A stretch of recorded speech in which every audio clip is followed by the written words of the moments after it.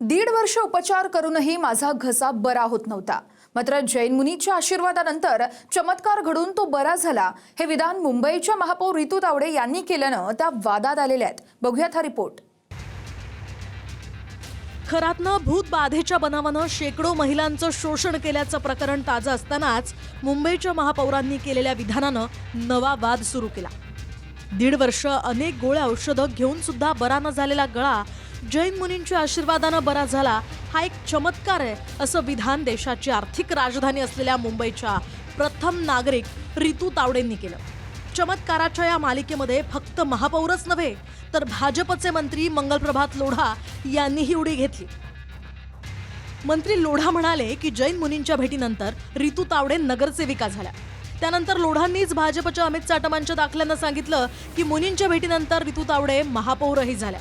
त्यानंतर खुद्द महापौर तावडेंनीच मुनींच्या आशीर्वादानं चमत्काराप्रमाणे गळ्याचा त्रास बंद झाल्याचा दावा केला. रंजक गोष्ट म्हणजे साऱ्या नेते मंडळींनी मंचावरून जैन मुनींचे आशीर्वाद आणि चमत्काराचे किस्से सांगितले. मात्र खुद्द मुनी बोलायला आले तेव्हा त्यांना स्वतःच्या गळ्याच्या त्रासासाठी ऑपरेशन करावं लागलं, हे खुद्द मुनींनीच सांगितलं.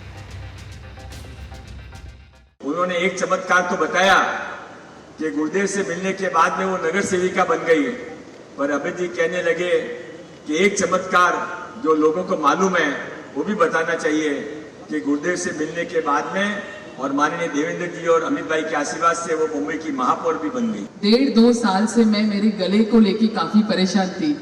मेरा जो आवाज आपको दिख रहा है ये ऐसे नहीं था. मैंने परम गुरुदेव जी को ये कहा कि गुरुदेव पता नहीं काफी मेडिसिन ले रही हूँ, कुछ भी हो नहीं रहा है. उन्होंने मेरे लिए प्रार्थना की और अब मैं शौक हूँ.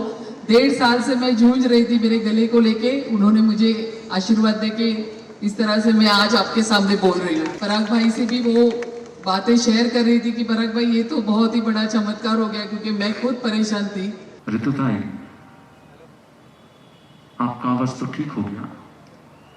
मेरी सर्जरी जब से हुई है ना, तो मेरा आवाज पूरा फिर भी मैं ट्राई करता हूं. क्या अब मुझे कोई और नंबर भी नहीं खोदने पड़ेगा.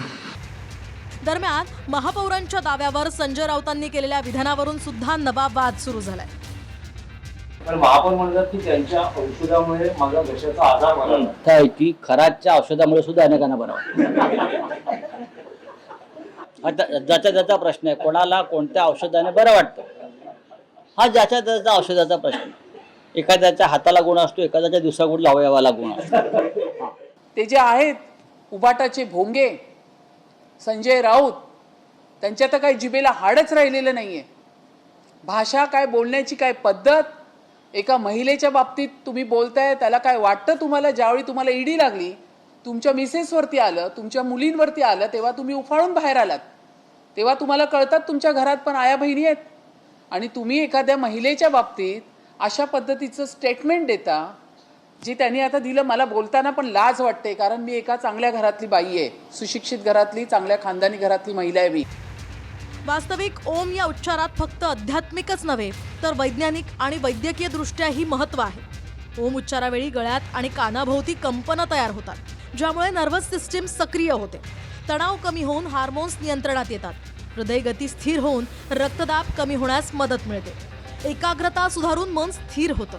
नियमितपणे ओमच्या उच्चाराचे शरीराला अनेक फायदेही आहेत. स्वरयंत्राला ताण, खवखवीमुळे वारंवार घशात येणारी सौम्य सूज यांनाही आराम मिळतो. हे अनेक न्यूरोफिजिओलॉजिकल अभ्यासांती समोर आले. दरम्यान वादानंतर महापौर रितू तावडेंनी स्पष्टीकरणही दिलंय. या स्पष्टीकरणात याआधी वापरलेला चमत्कार शब्द वगळला आणि ओम उच्चाराचं वैद्यकीय महत्त्वही स्पष्ट केलं. मैं शौक हूँ. 1.5 साल से मैं जूझ रही थी मेरे गले को लेके. उन्होंने मुझे आशीर्वाद देके इस तरह से मैं आज आपके सामने बोल रही हूँ. बातें शेयर कर रही थी कि पराग भाई ये तो बहुत ही बड़ा चमत्कार हो गया, क्योंकि मैं खुद परेशान थी. मी औषधं घेते, तर त्यांनी सांगितलं ओमचा उच्चार करा.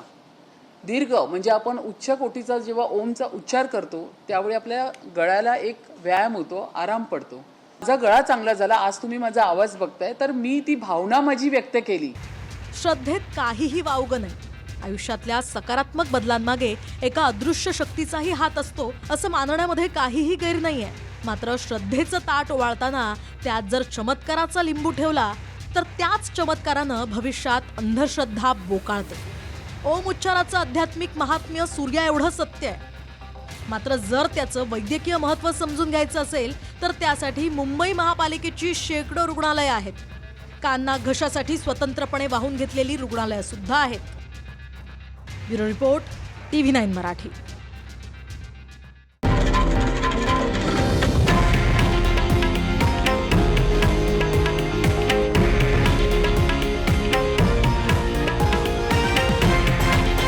हे आहे देशातील नंबर 1 न्यूज नेटवर्क आणि आपण पाहत आहात TV9 मराठी, एकमेव.